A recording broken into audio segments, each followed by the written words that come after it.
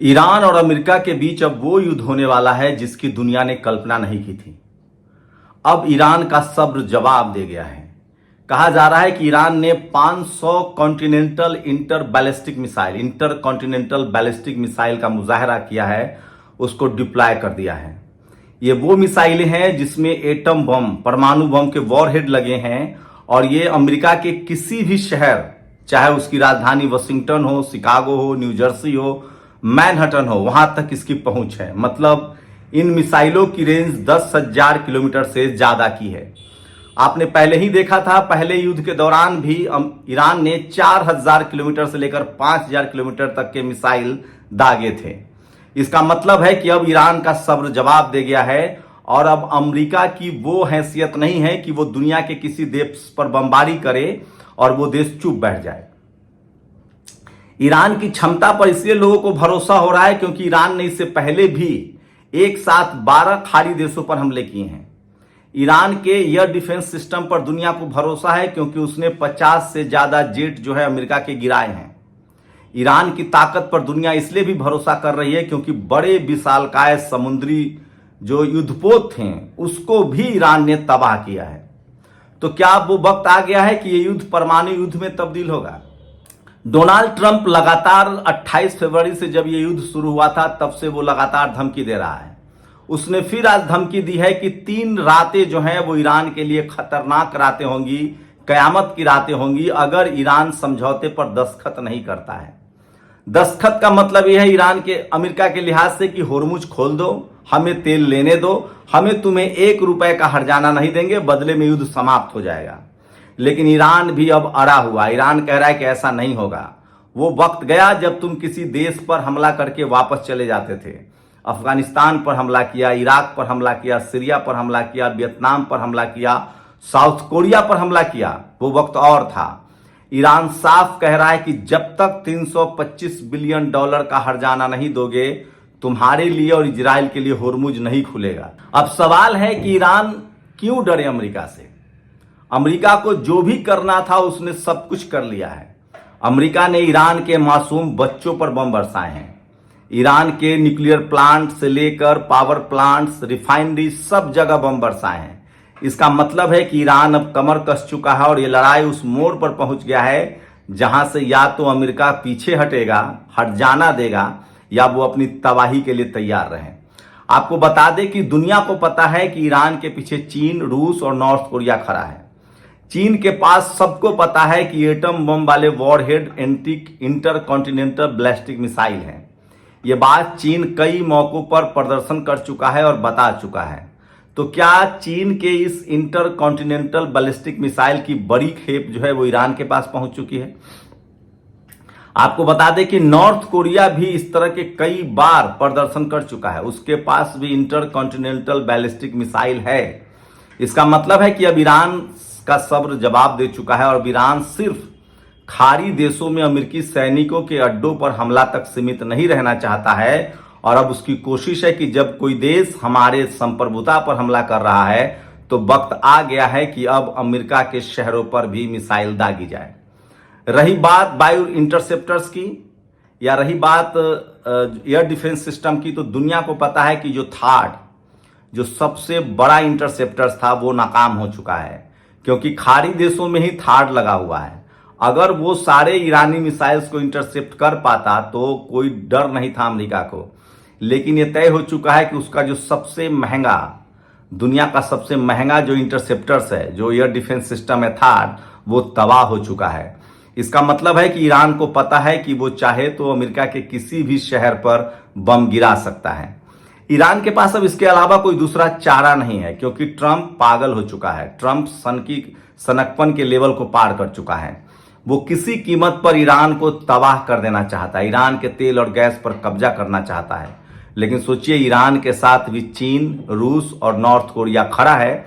इसका मतलब है कि युद्ध भयानक होगा, इतना भयानक होगा जिसकी कल्पना अमेरिका ने नहीं की थी। पहला मौका है ये जब ईरान ने इस तरह की बातें कही है। सोचिए, 28 फरवरी से युद्ध हुआ, आज तक ईरान ने कभी नहीं कहा था कि हम अमेरिका के शहरों पर हमला करेंगे। लेकिन अब उसका सब्र जवाब दे गया है और उसने जो कहा है वो किया है।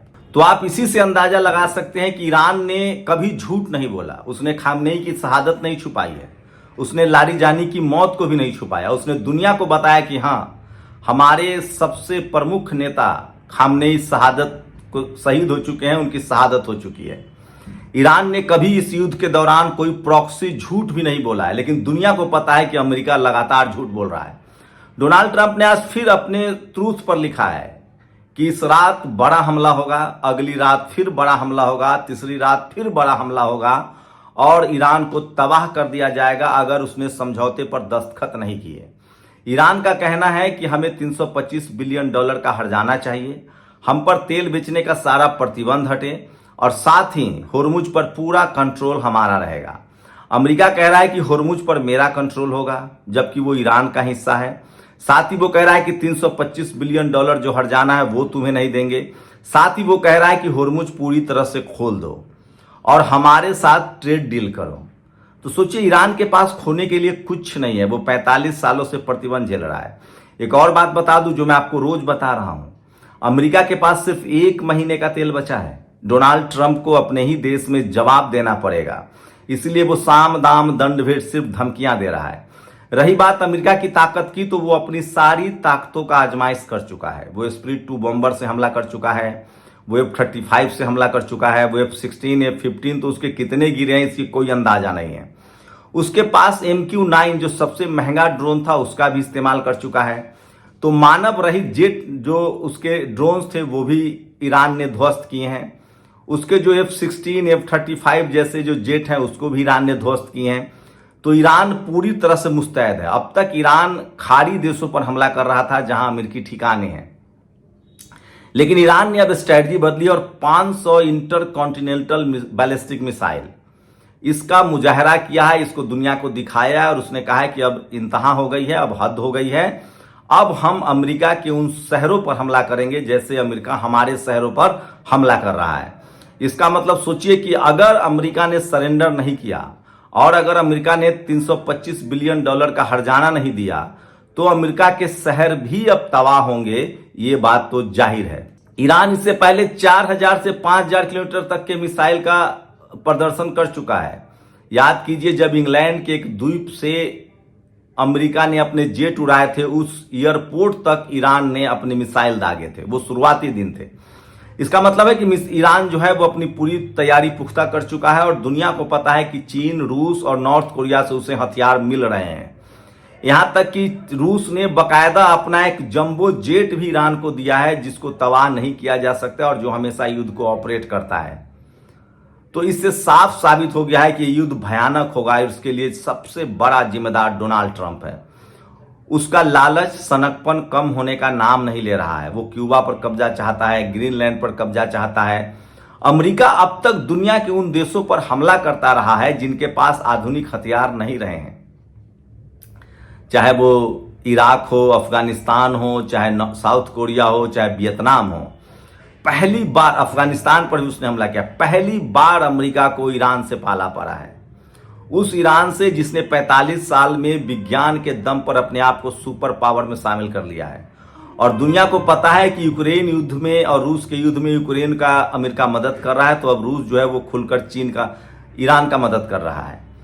चीन का पूरा अपना हित है, क्योंकि चीन कभी नहीं चाहेगा कि ईरान पर अमेरिका का कब्जा हो जाए, क्योंकि चीन की सारी तेल और गैस की जरूरतें ईरान अकेले पूरा करता है और किसी कीमत पर चीन नहीं चाहेगा कि एशिया के किसी देश पर, पहले ही उसे इस बात का तकलीफ है कि खाड़ी देशों पर अमेरिका का दबदबा है।